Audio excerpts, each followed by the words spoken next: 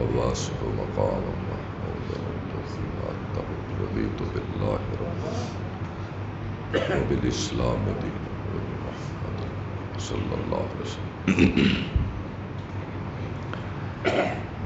الحمد لله نحمده ونستعينه ونستغفره ونؤمن به ونتوكل عليه ونعوذ بالله من شرور أنفسنا ومن سيئات أعمالنا من يهده الله فلا مضل له ومن يضلله فلا هادي له وأشهد أن لا إله إلا الله وأشهد أن محمدا عبده ورسوله. اللهم صل على محمد وعلى آل محمد كما صليت على إبراهيم وعلى آل إبراهيم إنك حميد مجيد. اللهم بارك على محمد وعلى آل محمد كما باركت على إبراهيم وعلى آل إبراهيم إنك حميد مجيد. أما بعد فإن خير الحديث كتاب الله وخير الهدي هدي محمد صلى الله تعالى عليه وآله وسلم وشر الأمور محدثاتها وكل محدثة بدعة وكل بدعة ضلالة وكل ضلالة في النار. ما كان محمد أبا أحد من رجالكم ولكن رسول الله وخاتم النبيين. صدق اللہ العظیم. اللہ رب العالمین کی بے پناہ حمد و ثنا، رسول پاک صلی اللہ علیہ وسلم کی ذات پر درود و سلام کے بعد میرے واجب الاحترام سامعین و مخاطبین عوام، اس سے پہلے دو خطبات جمعہ میں میں آپ حضرات کی خدمت میں ختم نبوت کے مبارک عنوان پر اللہ کی دی ہوئی توفیق کے ساتھ کچھ معروضات پیش خدمت کی تھی. وقت کا دامن جمعۃ المبارک کی تقریر میں بڑا تنگ ہوتا ہے. بات کو سمیٹتے سمیٹتے بڑی مشکل پیش آتی ہے، اور وہی تسلسل جو چلا رہا ہے آج کے خطبے میں میں اس کو مکمل کرنے کی کوشش کروں گا، اور آنے والا جمعۃ المبارک پھر کسی اور عنوان پر ہوگا. بغیر کسی تمہید کے میں اپنی بات کو وہاں سے شروع کروں گا جہاں پچھلے جمعے میں میں نے چھوڑا تھا، کہ اللہ رب العزت نے آپ کی ختم نبوت کا ذکر قرآن مجید کے مبارک صفحات و اوراق پر لکھ کر قیامت تک کے لیے اس دروازے کو بند کر دیا. اب تو یہ سوچنے کی بھی گنجائش کسی آدمی کے پاس نہیں ہے کہ کسی بھی صورت میں وہ نبی کا نائب ہو نبی، وہ نبی کا ماتحت نبی ہو، وہ کسی بھی صورت میں کہ اس پر وحی اترتی ہو یا وہ احکام اور مسائل کو نئے سرے سے لا کر لوگوں کے سامنے پیش کرتا ہو، شریعت کے دامن میں اس کی کوئی گنجائش نہیں۔ اور اس عقیدے کو پر خود قائم رہنا، اپنی اولادوں اور نسلوں کو بتانا، یہ ہر مسلمان کی ذمہ داری ہے۔ یہ ذمہ داری صرف ممبر والوں کی نہیں ہے، یہ محراب والوں کی، یا جن کے ہاتھ میں قلم ہے لکھاری، ان کی ہی ذمہ داری نہیں۔ عقیدے کو منتقل کرنا یہ ہر باپ کی ذمہ داری ہے، ہر شہری کی ذمہ داری ہے، ہر نمازی کی ذمہ داری ہے، اور ہر کلمہ گو کی یہ ذمہ داری ہے کہ وہ اپنی نسل کو یہ بتا کر جائے کہ اللہ کے سوا الہ کوئی نہیں، اور حضرت محمد صلی اللہ علیہ وسلم اللہ کے آخری رسول اور اس کے آخری پیغمبر ہیں۔ اور پھر یہ عقیدہ معمولی عقیدہ نہیں ہے، اس پر بڑی قربانیاں ہوئی ہیں۔ عقیدہ ختم نبوت کو قائم رکھنے پر بڑے مسلمانوں کا لہو بہایا گیا ہے، بڑی شہادتیں ہوئی ہیں، اور بڑے دکھ اٹھائے ہیں انسانوں نے، مسلمانوں نے، صحابہ نے، تابعین نے، تبع تابعین نے، اس عقیدے کو آئندہ نسلوں تک پہنچانے کے لیے۔ مجھے یاد نہیں آ رہا کہ پچھلے سے پچھلے جمعے میں یا میں نے یہ بات عرض کی تھی یا کسی اور جگہ پر، ان دنوں میں کافی پروگرام ہوئے ہیں کہ یہ جھوٹی نبوت کا سلسلہ حضور نبی پاک صلی اللہ علیہ وسلم کی حیات مبارکہ میں شروع ہو گیا تھا۔ مسیلمہ کذاب کا نام بڑا معروف آپ سنتے ہیں۔ یہ یمامہ کا رہنے والا بنی حنیفہ کا ایک شخص تھا۔ یمامہ علاقہ ہے، جیسے تہامہ علاقہ ہے، جیسے نجد ایک علاقہ ہے، قسیم ایک علاقہ ہے، یہ سعودی عرب کے مختلف علاقہ جات جن کے نام ہیں۔ اس نے اپنی زندگی میں نبوت کا دعویٰ کر دیا اور آپ صلی اللہ علیہ وسلم کے پاس آیا، کہنے لگا جی میں آپ کا کلمہ اس شرط پہ پڑھتا ہوں کہ آپ مجھے بھی نبوت میں شامل کر لیں، ایک علاقے کے تم نبی بن جاؤ اور ایک علاقے کا میں نبی بن جاتا ہوں۔ پھر اس نے کہا چلو ایسے نہیں کرتے تو ایسے کر لے کہ آپ کے جانے کے بعد مجھے لکھ دے کہ تم نبی ہو گئے، اور یہ جو سلطنت وجود پا رہی ہے یہ میرے سپرد کر دینا۔ تو آپ صلی اللہ علیہ وسلم نے زمین سے ایک تنکا اٹھایا، لکڑی چھوٹی سی، آپ نے فرمایا مسلمہ میں تجھے اتنی چیز بھی عطا نہیں کروں گا، تم تو نبوت مانگتے ہو۔ خیر آپ کے زمانے میں اس کی آواز اٹھ نہ سکی، اور اسلام اور حضور کی بات اتنی طاقتور تھی کہ اس کے مقابلے میں مسلمہ کا عقیدہ، اس کی بات، اس کے ماننے والوں کی کوئی حیثیت نہیں۔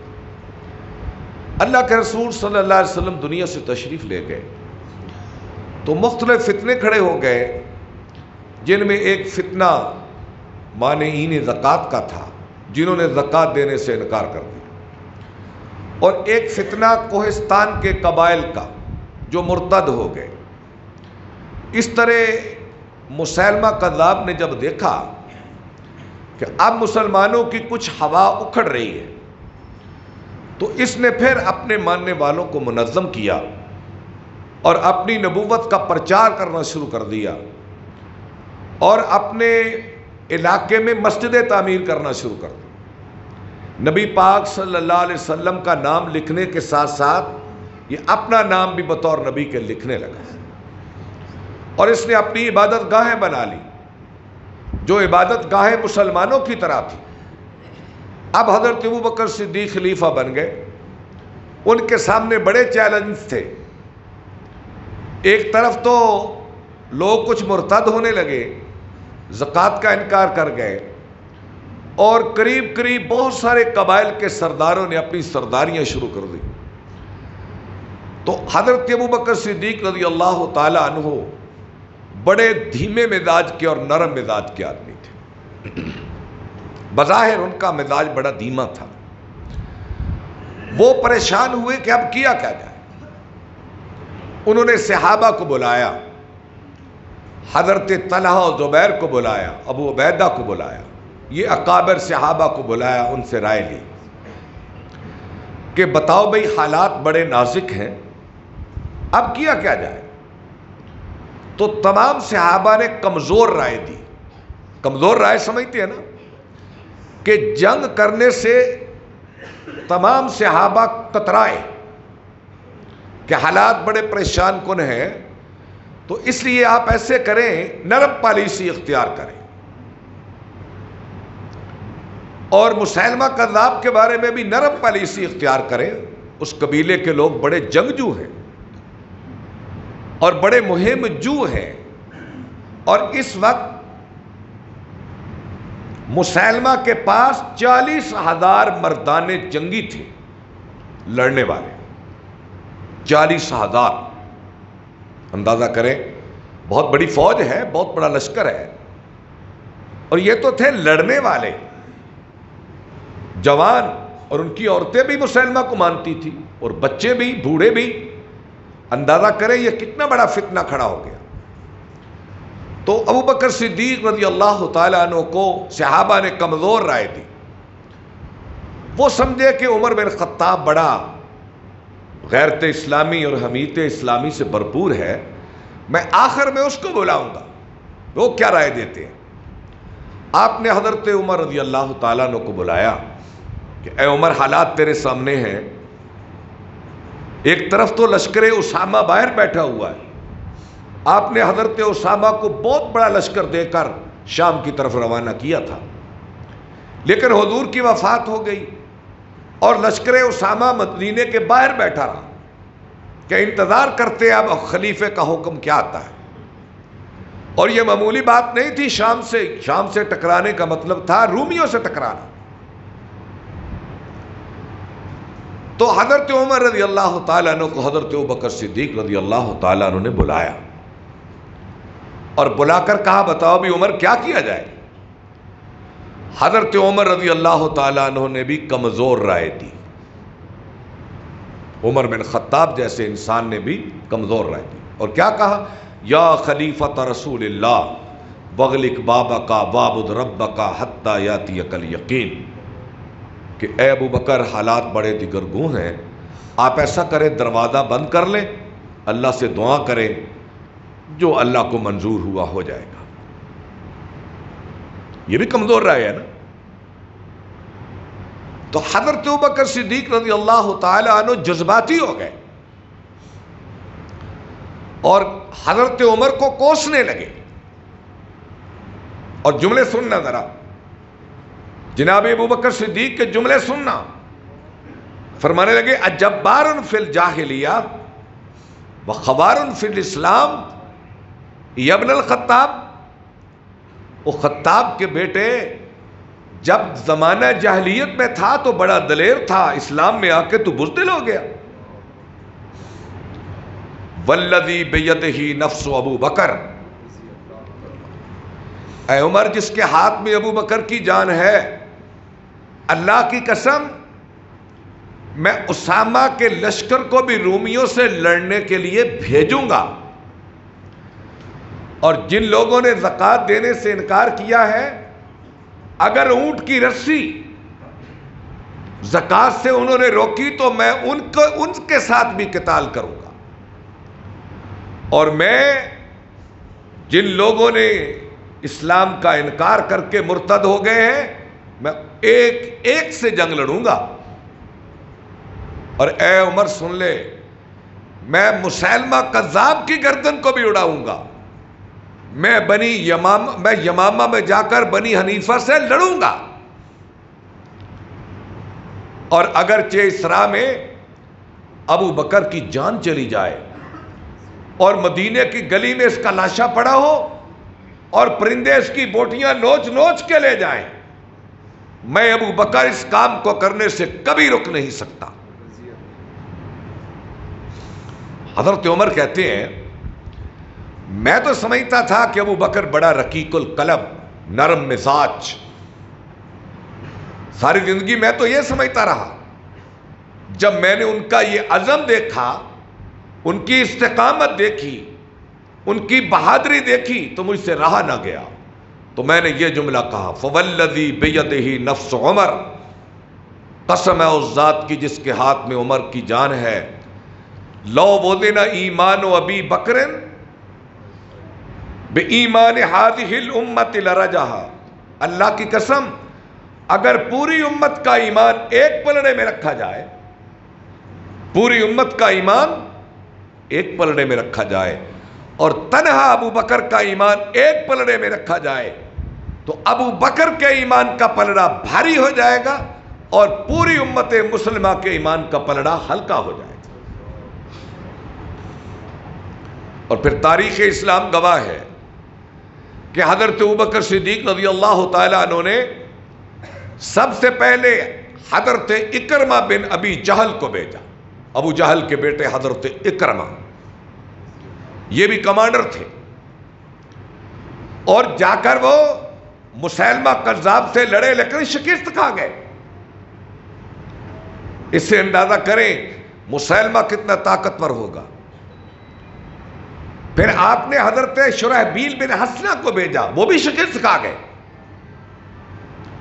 پھر آپ نے حضرت خالد بن ولید کو بھیجا۔ خالد بن ولید، کیا بات تھی ان کی، کون کون سا قصہ بیان کریں ان کی بہادری اور جرأت کا۔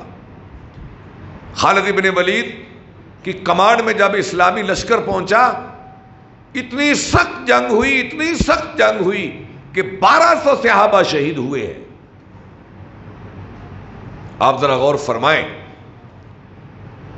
آپ کی 10 سالہ حیات طیبہ مدینے کی، جس میں جنگیں ہوئیں، بدر کی جنگ 14 شہید، احد کی جنگ 70 شہید، پھر خیبر کی جنگ چند شہید، پھر جنگ فتح مکہ ہوئی، حنین کی جنگ ہوئی، یہ بڑی خون ریز جنگیں ہوئی ہیں۔ لیکن 10 سالہ جہاد نبوی میں جو نبی صلی اللہ علیہ وسلم جہاد کر کے گئے، 259 صحابہ شہید ہوئے ہیں صرف۔ کتنے؟ 59، ایک کم 60، 259۔ 10 سال میں 259 صحابہ شہید ہوئے ہیں۔ لیکن ایک جنگ جو جھوٹے نبی کے خلاف لڑی گئی، اس میں 1200 صحابہ کا خون بہا ہے، اور ان 1200 میں 700 صحابہ قرآن کے حافظ تھے اور 70 صحابی بدری تھے۔ بدر کے صحابہ جن کے متعلق آپ فرمایا کرتے تھے کہ جب بدری چل رہا ہو تو اس کے آگے نہ چلنا، اللہ نے انہیں ایسے کر کے اپنی رحمت سے دیکھا ہے۔ 70 بدری صحابہ ایک جھوٹے نبی کے خلاف لڑتے ہوئے شہید ہوئے ہیں۔ 1200 صحابہ کا لہو کس پہ بہا ہے؟ عقیدہ ختم نبوت پہ بہا ہے۔ اور ہم کہہ سکتے ہیں کہ تحریک ختم نبوت کے پہلے مجاہد کا نام سیدنا ابو بکر صدیق ہے رضی اللہ تعالی عنہ۔ اور اسی طرح ہر زمانے میں جب بھی کسی نے نبوت کا دعویٰ کیا تو اس زمانے کے مومن اس کے مقابلے میں اترے ہیں اور بڑی شہادتیں ہوئی ہیں، جوانوں کے لہو بہے ہیں، پھانسیاں ملی ہیں، قید و بند کی سزاؤں سے دوچار ہوئے ہیں۔ امام ابو حنیفہ رحمۃ اللہ علیہ، ان کے پاس ان کا شاگرد آیا اور کہنے لگا امام محترم، فلاں علاقے میں ایک شخص نے نبوت کا دعویٰ کیا ہے، اگر آپ اجازت دیں تو میں جا کر اس سے پوچھوں کہ اپنے نبی ہونے کی کوئی دلیل بتا۔ تو امام ابو حنیفہ نے بڑا قیمتی جملہ کہا، فرمانے لگے من طلب منہ علامتاً فقد کفر لقولہ علیہ السلام لا نبی بعدی. آپ فرمانے لگے کہ جو شخص بھی کسی نبی سے جو نبوت کا دعویٰ کرتا ہے حضور کے بعد، اس نے اس سے جا کر نبوت کی علامت بھی پوچھی تو کافر ہو جائے گا. اگر اس نے جا کر اس جھوٹے نبی سے جا کر اس کی نبوت کی علامت پوچھی تو وہ بھی کافر ہو جائے گا، کیونکہ آپ نے فرما دیا ہے کہ لا نبی بعدی. جب آپ نے کہہ دیا میرے بعد نبی نہیں ہے، اس لیے تم علامت پوچھنے جاتے ہو تو تمہارے اندر کوئی شک تو ہے. جھوٹے نبی سے اس کی نبوت کی علامت پوچھنا بھی کفر ہے. تو چاہے جائے کہ وہ لوگ جو جھوٹے نبی کو مانے ان سے رشتہ داریاں کی جائیں، انہیں اپنے کاروبار میں شریک کیا جائے. اس لیے قادیانیوں سے، مرزائیوں سے بائیکاٹ کرنے کا حکم اللہ نے دیا ہے. میں آج پڑھتا ہوں قرآن مجید کی کہ اللہ رب العزت فرماتے ہیں وہ لوگ جو میری آیتوں کا مذاق اڑاتے ہیں، جو میری آیتوں کا مذاق اڑاتے ہیں، فَأَعْرِضْ عَنْهُمْ، اے میرے حبیب ان کے پاس کبھی بیٹھنا نہیں ہے. یہ کیا ہے؟ یہ بائیکاٹ ہے کہ وہ لوگ جو میری آیتوں کا مذاق اڑاتے ہیں ان کی بات پہ کان نہیں دھرنا، اور نہ انہیں سننا ہے، نہ ان کے پاس بیٹھنا ہے، ان سے اپنے راستے جدا کر لو. قرآن مجید ہے. تو خیر وقت تھوڑا ہے، 15 منٹ رہ گئے ہیں، میں نے اپنی بات کو سمیٹنا ہے، میں واقعات کو چھوڑتا ہوں. تو یہاں آ جائیں اس فتنہ قادیانیت اور علماء بر صغیر کا کردار. 15 منٹ میں اس بات پہ موضوع پر بات کروں گا، توجہ رہے. 1840 میں غلام احمد قادیان میں پیدا ہوا. 1840، اب کیا ہے 2023 2022. 1840 میں قادیان میں پیدا ہوا. قادیان ایک قصبہ ہے اور اس کی تحصیل بٹالہ ہے اور اس کا ضلع گرداسپور ہے. جیسے کبھی ہمارا ضلع گجرانوالا ہوتا تھا، اس کی تحصیل حافظ آباد ہوتی تھی اور بنی کے تارڑ اس کا گاؤں ہے. اس ترتیب کے ساتھ قادیان ایک بڑا قصبہ تھا. لاہور سے تقریباً یہ 60 میل کی مسافت پر ہے. لاہور سے قادیان یہ 1840 میں پیدا ہوا اور اس نے 7 سال کی عمر میں ایک حنفی عالم دین جو قادیان میں بڑے مدرسے تھے وہاں سے عربی کی تعلیم حاصل کی، قرآن مجید پڑھا. پھر یہ بٹالہ چلا گیا، وہاں ایک اہل حدیث عالم سے اس نے صرف و نحو پڑھی. پھر بٹالہ میں ہی ایک اہل تشیع سے علم کلام اور منطق پڑھا تھوڑی عمر میں. اور یہ لائق تو بڑا تھا، اس کی آپ تحریر پڑھ کر دیکھیں آدمی حیران ہو جاتا ہے کہ یہ کیسا لکھتا تھا. اور پھر اس کے باپ کی طب کی دکان تھی بٹالہ کے اندر، اور یہ وہاں سے حکمت سیکھنے لگا. وہاں سے دوڑا تو سیالکوٹ پہنچا. سیالکوٹ میں جا کر اس نے سرکاری نوکری کچہری میں کی،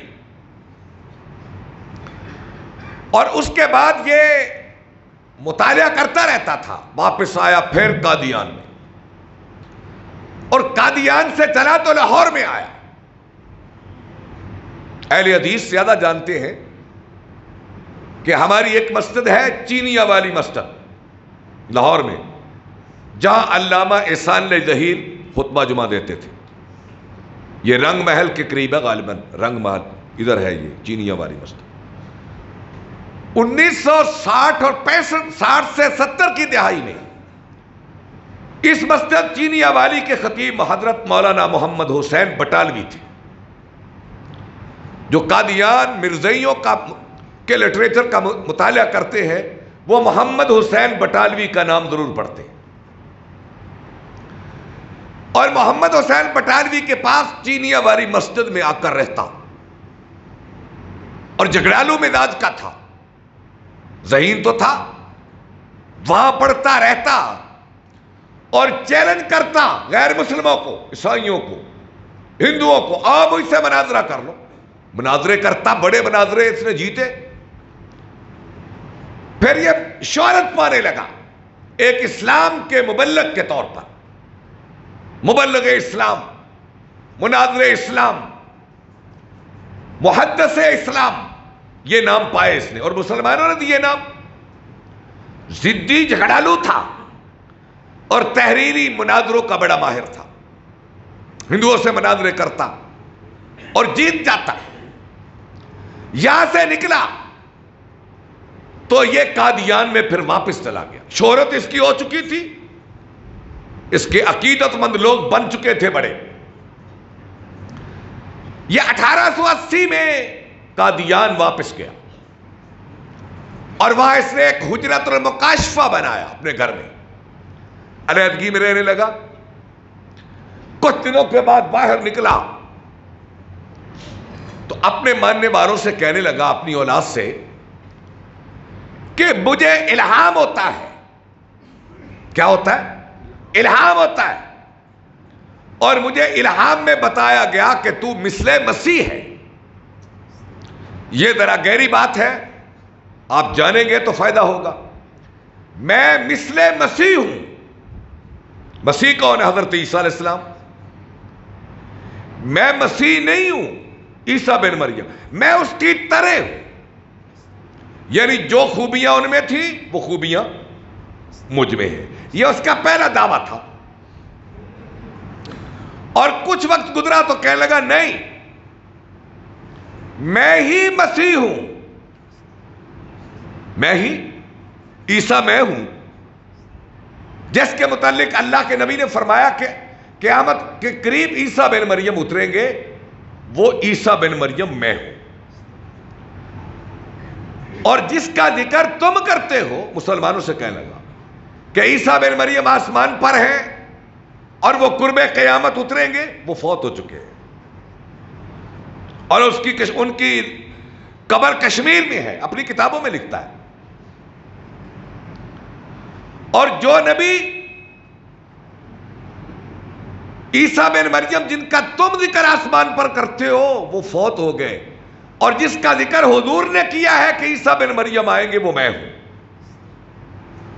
وہ میں، مسیح موعود جسے کہتے ہیں۔ یہ اس کا دوسرا سٹیپ کہہ لیں، مثل مسیح ہونے سے مسیح پر آ گیا۔ اور جب مسیح پہ آیا تو 1901 میں مثل مسیح سے آگے بڑھ کر اس نے کہہ دیا، میں نبی ہوں۔ اور مثل مسیح کے ساتھ ہی اس نے دعویٰ کیا تھا کہ مہدی بھی میں ہوں، امام مہدی جن کا ذکر میں آپ کو کبھی وقت کھلا ہوا تو بتاؤں گا۔ اور حضرت عیسیٰ کی حیات کے متعلق، حیات عیسیٰ اور مہدی موعود، امام مہدی کے بارے میں اہل سنت کی رائے اور ہے، اہل تشیع کی رائے اور ہے۔ اہل تشیع کہتے ہیں کہ وہ غار میں چھپے ہوئے ہیں، قرب قیامت آئیں گے، جنہیں مہدی منتظر کہا جاتا ہے۔ اہل سنت کہتے ہیں کہ نہیں، وہ مکے سے نکلیں گے اور شام جائیں گے، عیسیٰ ان کی اقتداء میں نماز پڑھیں گے اور دجال کو قتل کریں گے۔ اب وقت آ گیا کہ اس نے کہا میں نبی ہوں۔ لوگوں نے پوچھا وہ کیسے؟ کہنے لگا میں کیا کروں، مجھ پہ وحی آتی ہے، وحی میں اللہ نے مجھے کہا تو نبی ہے، اور ساتھ اس نے کہا کہ وحی بند نہیں ہو سکتی، وحی بند نہیں ہو سکتی، کیونکہ وحی اللہ کی رحمت ہے، اور اللہ کی رحمت کا دروازہ بھی کبھی بند ہوا ہے؟ یہ کتنا زہریلا اس کا سوال تھا۔ اور ساتھ کہنے لگا کہ میں کیسے مانوں کہ عیسیٰ بن مریم آسمان پر اور محمد عربی قبر میں، عیسائیوں کے نبی آسمان پر اور مسلمانوں کے نبی مٹی کے نیچے؟ یہ تو ہمارے حضور کی توہین ہے، عیسیٰ آسمان پہ نہیں جا سکتے. یہ زہریلے سوال اس نے کرنا شروع کر دیا. اب اس کے خلاف علماء بر صغیر اٹھے. سب سے پہلے اس کی کتابوں کا جواب پیر میر علی شاہ مرحوم گولڑوی نے لکھا، سیف چشتیائی کے نام سے، اور انہوں نے حیات مسیح پر اتنے پختہ دلائل دیے. آپ جانتے ہیں، نام سنتے ہیں، پیر میر علی شاہ صاحب مرحوم گولڑا والے. یہ بڑے پڑھے لکھے آدمی تھے، اور مرزا غلام احمد قادیانی کی کتاب کا جواب انہوں نے لکھا، اور ایسا جواب لکھا کہ مرزا پھر اپنی زندگی میں اس کا جواب نہیں لکھ سکا. اور اس کے ساتھ مولانا محمد حسین بٹالوی بٹالہ میں چلے گئے، اور بٹالہ میں رہ کر انہوں نے اس کا جینا دوبر کر دیا،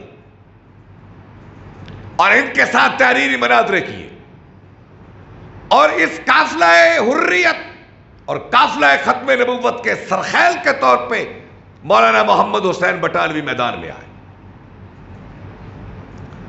اور اس وقت مولانا ثناء اللہ امرسری رحمت اللہ علیہ ابھی جوانی کی طرف بڑھ رہے تھے، اور وہ مناظرے مولانا ثناء اللہ امرسری کے بہت مشہور مناظرے ہیں جو غلام احمد قادیانی سے انہوں نے کیے، حتیٰ کہ مولانا ثناء اللہ امرسری قادیان میں پہنچ گئے، اور انہوں نے تحریر بھیجی، غلام احمد یا مجھ سے مناظرہ کر یا مجھ سے مبالغہ کر. مبالغہ سمجھتے ہیں؟ مبالغہ یہ ہے کہ تو اللہ سے دعا کر، میں بھی اللہ سے دعا کرتا ہوں، میں بھی اللہ سے دعا کرتا ہوں، تو بھی اللہ سے دعا کر. تو غلام احمد قادیانی نے اللہ سے دعا کی، اے اللہ تیرا خاکسار، تیرا عاجز بندہ، تیرا عاجز نبی، یہ الفاظ لکھتا ہے، اگر یہ سچا ہے تو ثناء اللہ امرسری کو میری زندگی میں ذلت کی موت دے دے. کون کہتا ہے؟ غلام احمد قادیانی. اگر میں سچا ہوں تو میری زندگی میں ثناء اللہ کو ذلت کی موت دے دے، اور اگر ثناء اللہ سچا ہے اپنے موقف میں تو مجھے اس کی زندگی میں ذلت کی موت دے دے. یہ مباہلے کے الفاظ ہیں. مناظرے کے لیے نہ نکلا اور مباہلہ تحریری اس نے کر دیا. اللہ کا کرنا کیا ہوا کہ 1908 مئی کے مہینے میں یہ شخص جس ذلت کی موت مرا، تاریخ اس پہ گواہ ہے. اور مولانا ثناء اللہ امرسری 1948 کو، اس کے 40 سال بعد سرگودے میں وفات پائی. یہ تحریری مناظرہ آج بھی کتابوں کے اندر موجود ہے، قادیانیوں کی کتابوں کے اندر.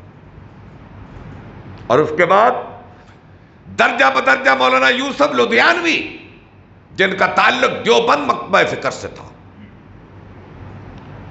اور اس طرح تمام مکاتب فکر نے اس کا جینا دو بر کر دیا. یہ مر گیا، اس کا بیٹا بشیر الدین محمود آیا، خلیفہ بنا حکیم نور الدین کے بعد. پھر مرزا ناصر، یہ تیسرا خلیفہ ان کا، مرزا ناصر بشیر الدین کا بیٹا.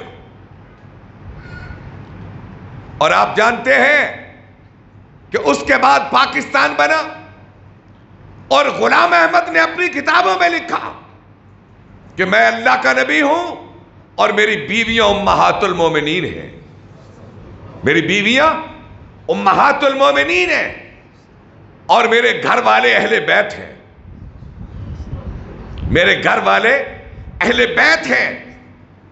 اور جنت البقیع کے مقابلے میں قادیان نے بہشتی مقبرہ قائم کیا کہ جو اس میں دفن ہوگا وہ یوں سمجھے کہ جنت البقیع میں دفن ہے. پھر اس نے 313 اپنے ماننے والوں کی لسٹ بنائی، فہرست، کہ ان کا مقام بدر کے 313 کے برابر ہے. اور وہ فہرست آج بھی ان کے پاس موجود ہے. اور پھر اس نے قرآن کے الفاظ کو بگاڑا. اور نبی پاک صلی اللہ علیہ وسلم کی احادیث کا مذاق اڑایا، اور پھر اس نے منع جہاد پہ فتویٰ جاری کیا۔ اب جہاد کا دروازہ بند ہو چکا ہے، لہذا انگریز کی اطاعت فرض ہو چکی ہے۔ آپ اندازہ کریں کتنا بے ایمان، فسادی اور کتنا برا شخص تھا۔ امت کو یک لخت اس نے 2 لخت کر کے رکھ دیا۔ تو خیر پھر 1953 کی تاریخ ختم نبوت، ہم تو اس وقت پیدا بھی نہیں ہوئے تھے، شاید آپ میں کچھ لوگ ہوں جنہوں نے 1953 کی تحریک ختم نبوت دیکھی ہو، شاید آپ میں کچھ ہوں 1953 کی، چلو اور کسی نے نہیں دیکھی تو چاچے عنایت نے تو ضرور دیکھی ہوگی، جن کی عمر 100 سال ہے، ہمارے مقتدی ہیں، یہاں کہیں بیٹھے ہوئے باہر ہیں، 101 سال ان کی عمر ہے، اور اللہ سے دعا کریں ان کی اللہ اور زندگی دراز کرے۔ ماشاءاللہ کھڑے ہو کر نماز پڑھتے ہیں، گوشت کھاتے ہیں اپنے اصلی دانتوں کے ساتھ، اور انہوں نے تو ضرور 1953 کی تحریک آزادی، تحریک ختم نبوت دیکھی ہوگی۔ 10,000 نوجوان اس میں پاکستانی شہید ہوا ہے، 10,000 پاکستانی نوجوان، اور اس تحریک ختم نبوت کے صدر ایک بریلوی عالم دین تھے 1853 میں، اور پھر 1974 میں تحریک ختم نبوت دیکھی۔ اس کو دیکھنے والے تو بہت سارے بیٹھے ہیں، لیکن میں نے وہ زمانہ نہیں دیکھا۔ میری تو عمر اس وقت 8 سال تھی یا 7 سال۔ 1974 کی تحریک ختم نبوت آپ نے دیکھی ہے کہ کیسے جلوس نکلتے تھے، کیسے تحریک چلتی تھی، پورے ملک میں آگ لگ گئی۔ قادیانیوں نے 90 میں نشتر میڈیکل کالج کے طلبہ پہ تشدد کیا، پورے ملک میں آگ لگ گئی، تحریک ختم نبوت شروع ہو گئی، اور اس کی بار تحریک ختم نبوت کے امیر مولانا یوسف بن نوری بنے۔ یہ دیوبندی عالم تھے مولانا یوسف بن نوری رحمت اللہ علیہ، جامعہ بن نوریہ کراچی میں مدرسہ ان کے نام سے ہے،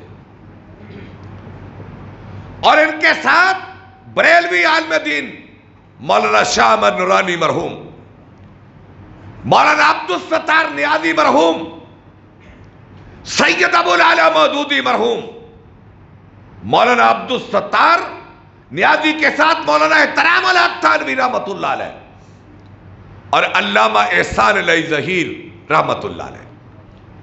یہ اس تحریک کا حرامت دستہ تھا، اور تحریک ختم نبوت کی وجہ سے سید ابو العلا مودودی، مولانا احترام الحق تھانوی اور مولانا عبدالستار نیازی، جن کا تعلق بریلوی مکتبہ فکر سے تھا، تینوں کو اسی جرم میں سزائے موت سنا دی گئی۔ یہ کم قربانیاں ہیں؟ یہ کوئی مذاق ہے؟ لوگ پھانسیوں پہ چڑھنے کے لیے تیار ہو گئے تھے۔ آخر کار 1974 میں پاکستان پیپلز پارٹی کی حکومت تھی، اور وزیر اعظم ذوالفقار علی بھٹو تھا، اور تحریک پورے عروج پہ پہنچ گئی۔ ہر روز کوئی نہ کوئی جوان شہید ہوتا پولیس کے ہاتھوں سے، احتجاج کی تحریک بڑھ گئی۔ آخرکار ذوالفقار علی بھٹو نے یہ طے کیا کہ مرزا ناصر اپنے ساتھیوں کو لے کر قانون ساز اسمبلی میں آ جائے، پارلیمنٹ میں، اور مسلمان بھی اپنا موقف پارلیمنٹ میں آ کے بیان کریں۔ اس سے پہلے تو لوگوں کے ذہن میں یہ تھا نا، مرزائی بھی ایک فرقہ ہے، جیسے دیوبندی اہل حدیث بریلوی ہیں، اہل تشیع ہے، یہ بھی مسلمانوں کا ایک فرقہ ہے۔ یہ تصور زمینداروں میں، دیہاتوں میں، چودھریوں کے پاس تھا۔ آپ دیکھیں مرزائیت دیہاتوں میں کیسے پھیلی؟ زمیندار طبقہ اس سے بڑا متاثر ہوا. یہ پیر کوٹ، یہ ڈیرہ والی اور یہ نیچے مانگٹ اور بھاکا بٹیاں، یہاں کے زمیندار مرزائی ہو گئے، مرزائی ہو گئے، طاقتور طبقہ. تو آیا پھر مرزا ناصر اسمبلی میں اپنے حواریوں کو لے کر، اس نے آیتیں پڑھی، حدیثیں پڑھی، اعوذ باللہ، بسم اللہ، اس نے قبر حشر کی بات کی، آیتیں پڑھی بڑے عاجزانہ اور لہجے میں. تو کچھ لوگ اس کی تقریر سے اور اس کے دلائل سے متاثر ہونے لگے. اسمبلی کے اندر ایک تو ممبر اسمبلی یہ کہنے لگا بھی اسے کافر کیوں کہیں، یہ تو قرآن پڑھتے ہیں، آیتیں پڑھتے ہیں، اور ان کی داڑیاں ہیں، پگڑیاں ہیں، امامے ہیں، نمازیں پڑھتے ہیں، ظہر کی نماز ظہر پر مسلمانوں کی طرح، عصر کی نماز مسلمانوں کی طرح. یہ بڑا مشکل ہے. وہ متاثر ہوا ہوگا نا. تو اس کے جواب میں مولانا مفتی محمود رحمت اللہ علیہ، جو قومی اسمبلی کے ممبر تھے 1974 میں، پیپلز پارٹی کا بڑا سیلاب تھا، لیکن پھر بھی وہ قومی اسمبلی کے ممبر منتخب ہوئے. انہوں نے تقریر کی. مرزا ناصر کے جواب میں تقریر کرتے ہوئے فرمانے لگے، یہ ان کا کلپ سوشل میڈیا پر موجود ہے اگر کسی نے دیکھنا چاہا. کہنے لگے ذوالفقار علی بھٹو سے مخاطب ہو کر، مسٹر بھٹو، قرآن مجید کی تلاوت کرنا اسلام کی شرط نہیں ہے کہ ایک آدمی قرآن پڑھتا ہو تو ہم اسے مسلمان مان لیں. قرآن تو مستشرقین بھی پڑھتے، قرآن تو یہودی بھی پڑھتے، ہمارا قرآن تو عیسائی بھی پڑھتے. قرآن مجید کی تلاوت یہ اسلام اور ایمان کی شرط نہیں ہے. اور عربی عبارتیں حدیث کی پڑھنا یہ بھی مسلمان ہونے کی شرط نہیں ہے.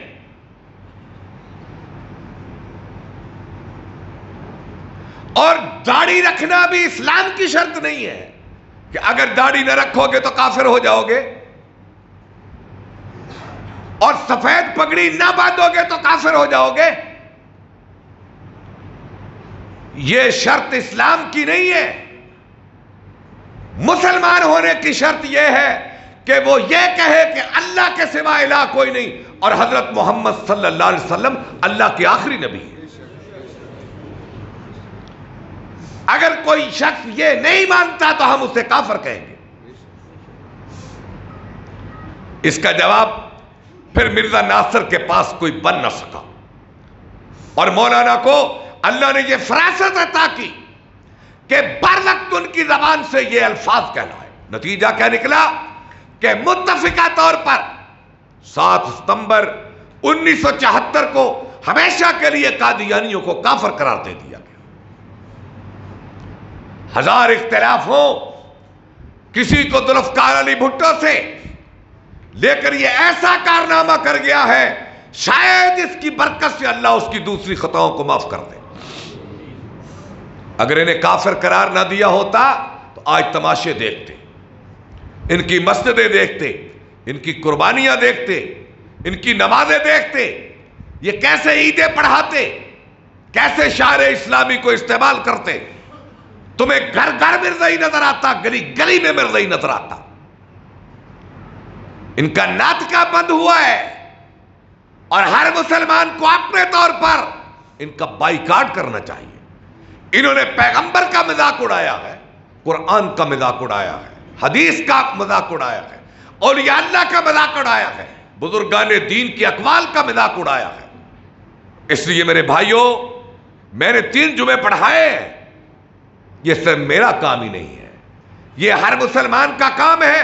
جو مجھ سے سنا آپ نے، آپ اس کو پہنچائیں آگے. ایک آدمی کو ضرور پہنچائے. اللہ سے دعا ہے اللہ عقیدہ ختم نبوت پہ ہمیں موت نصیب فرمائے. وآخر دعوانا ان الحمد للہ.